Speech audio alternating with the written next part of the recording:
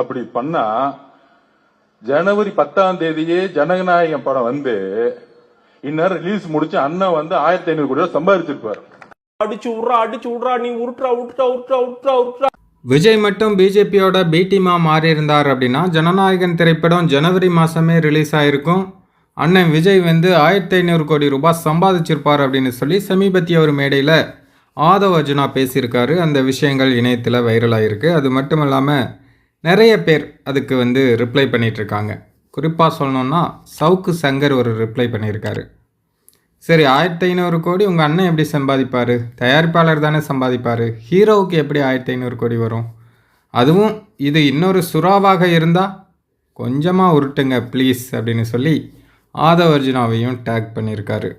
சவுக்கு சங்கர் கேட்குறதும் நியாயம் தானே. தயாரிப்பாளர் 1500 கோடி சம்பாதிப்பார்னா கூட 1500 கோடி முதல்ல விஜய் படத்தில் சம்பாதிக்க முடியாது, அது வேறு விஷயம். முதல்ல 300 கோடியே அவர் படம் தாண்டது பெரிய கஷ்டமாக இருக்குது. இதில் வந்து 1500 கோடி அவர் சம்பாதிச்சிருப்பாராம். 1500 கோடி வசூல்னு கூட சொல்லலை, 1500 கோடி சம்பாதிச்சிருப்பாராம் லாபம். அதாவது மேடை இருக்குது, மைக் இருக்குது அப்படிங்கிறதுக்காக என்ன வேணாலும் அடிச்சு விட வேண்டியது. யார் கேட்க போகிறாங்க, நம்ம பாட்டுக்கு அடிச்சு விடுவோம் அப்படின்னு. ஆரம்பத்தில் இருந்தே இவங்க வந்து இந்த மாதிரி ஒரு பிம்பத்தை தான் கட்டமைக்க விரும்புகிறாங்க. அவர் 200 கோடியை விட்டு வந்தார்னு சொன்னாங்க. அப்புறம் ஒரு வருஷத்துலேயே 1000 கோடி சம்பாதிப்பார்னு சொன்னாங்க. இப்போது ஒரே படத்தில் 1500 கோடி. இன்னும் போக போக 2000 3000 அவதார் வசூலே மிஞ்சிற அளவுக்குலாம் கதை விடுவாங்க.